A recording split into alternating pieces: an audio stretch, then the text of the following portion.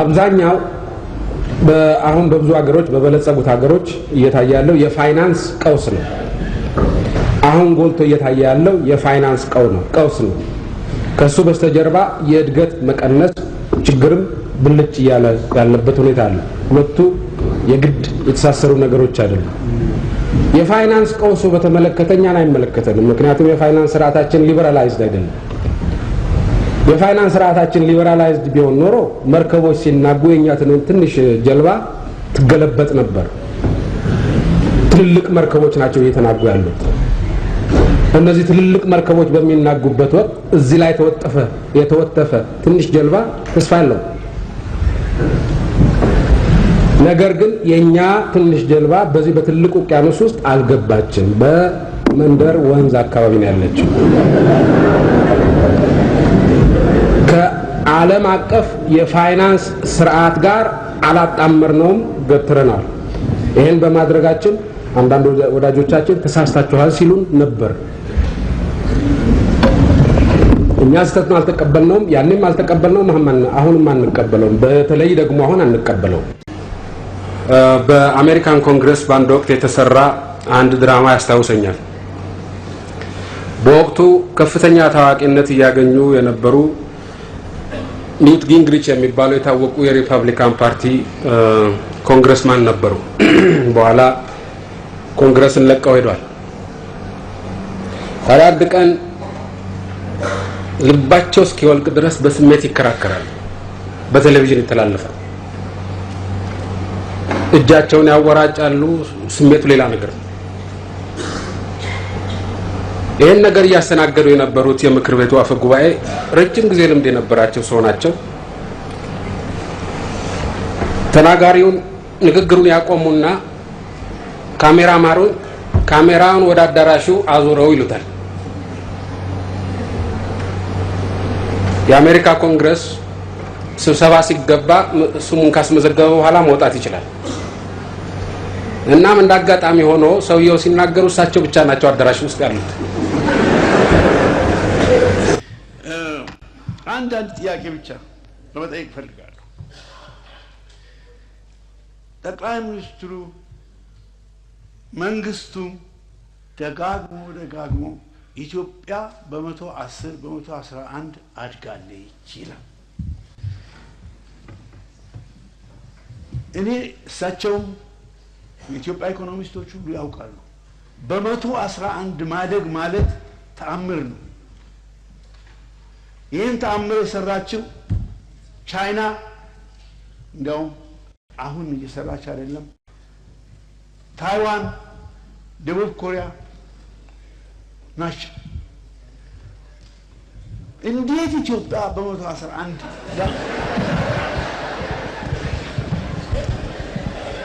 ኢትዮጵያ እንዴት አድርጋ ነው በ111 ያደገችው? አንጎላ አሁን በ112 ያደገ ነው። አንጎላ ለምንድን ነው? በአንድ ጊዜ ብዙ ዘይት አገኙ። ዘይት ያገኙ ሰዎች ወይንም ሌላ ነገር ያገኙ ሰዎች በ110 በ111 ቢያድጉ አይገርምም። ለዓለምስ እንዴት አድርገን ነው የምንገልጸው? ቅድም እንደተባለው የዓለም የገንዘብ ድርጅት ኢትዮጵያ እና ሌሎች ምስራቅ አፍሪካ ሀገሮች ቢበዛ በ106 ያድጋሉ ብለዋል። እኛ ግን እምቢ ብለን 11 ነው እንላለን። ይሄ ተገቢ ነው ወይ? ይሄ ተገቢ ነው? በስዊድን ጋዜጠኞች ላይ የተፈረደው ፍርድ ለምንድን ነው ይሄን ያህል ያነጋገረው የሚል ጥያቄ መነሳቱ ተገቢ ነው። ጋዜጠኞች ስለሆኑ የሚዲያን ነጻነት ተዳፍሯል የኢትዮጵያ መንግስት።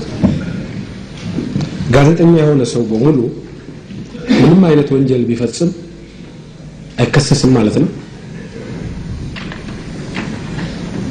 ለምሳሌ ስዊድኖች በአንድ ታዋቂ ጋዜጠኛ ላይ ክስ መስርተዋል። አሳንጅ የሚባለው የዊኪሊክስ ኃላፊ ክስ መስርተውበታል። የመሰረቱበት ክስ ምንድነው ቢባል ሴት ደፍሯል ተብሎ በርግጥ እሱ አልደፈርኩም ነው የሚለው። ስምምነት የተፈጸመ ካልሆነ በስተቀር የፈጸመው ድፍረት የለም ነው የሚለው ሰው። ነገር ግን ጋዜጠኛ ሴት ከደፈረ ይቀጣል ማለት ነው። በእነሱ ሀገር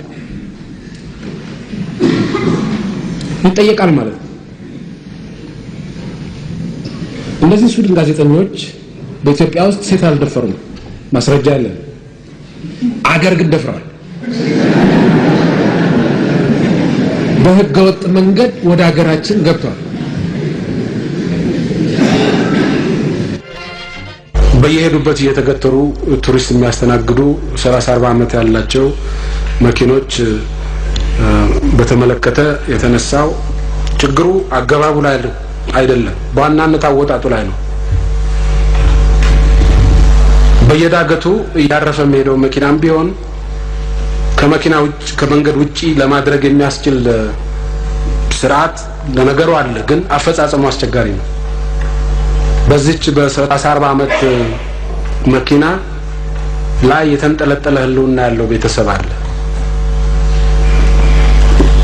እችን መኪና ከመንገድ ውጪ በመናረግበት ወቅት አማራጭ የስራ እድል እየፈጠር ነው ወይ የሚል ነገር ማየት ይኖርብናል።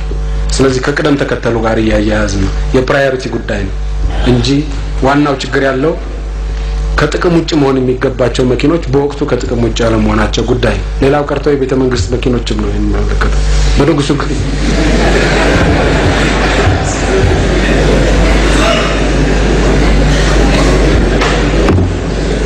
በንጉሱ ጊዜ ለአፍሪካ አንድነት ድርጅት ተብሎ የተገዙ አንቲካ መርሴዲስ መኪኖች ናቸው እስካሁን ድረስ ጥቅም ላይ የነበሩት እና አንዳንድ ጊዜ ዳገት ላይ ያርፋሉ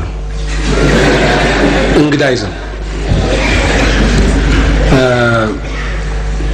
በቱሪስት መስህብነት ደረጃ በጣም የሚመረጡ መኪኖች ናቸው።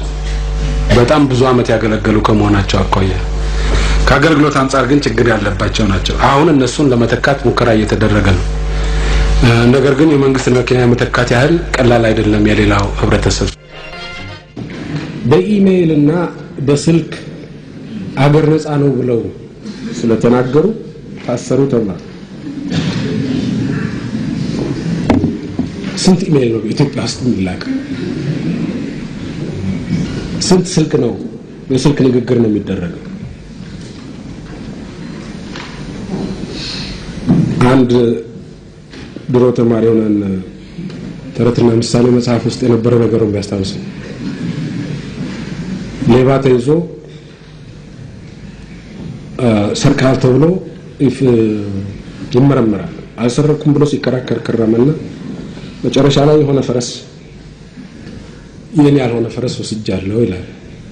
ኧረ የለም ይሄ ብቻ አይደለም ይሉታል። ከስንት ክርክር በኋላ ደግሞ ያው ፈረሱ አንገት ላይ የሆነ ገመድ መሳይ ነገር ነበር ይላል። ከስንት ክርክር በኋላ ደግሞ ገመዱ ከጋሪ ጋር የተያያዘ ነበር ይላል። ከስንት ክርክር በኋላ ደግሞ ጋሪው ላይ ወርቅ ተጭኖ ነበር ይላል። እና አሁን እነዚህ ሰዎች በኢሜይል እና በስልክ ከአሸባሪዎች ጋር ተገናኘን የሚሉት ፈረስ ብቻ ነው የነካሁት ብሎ ከዛ ወደ ገመድ፣ ከዛ ወደ ጋሪ፣ ከዛ ወደ ወርቅ እንደሄደው በኢሜይል እና በስልክ ምንድን ነበር የሚያወሩት? ስለ ዝናቡ ሁኔታ ነው የሚያወሩት? ስለ ጤንነታቸው ሁኔታ ነው የሚያወሩት? ወይስ እንዴት አድርገን ብጥብጥን እንፍጠር፣ እንዴት አድርገን የሽብር ተግባርን እንስራ?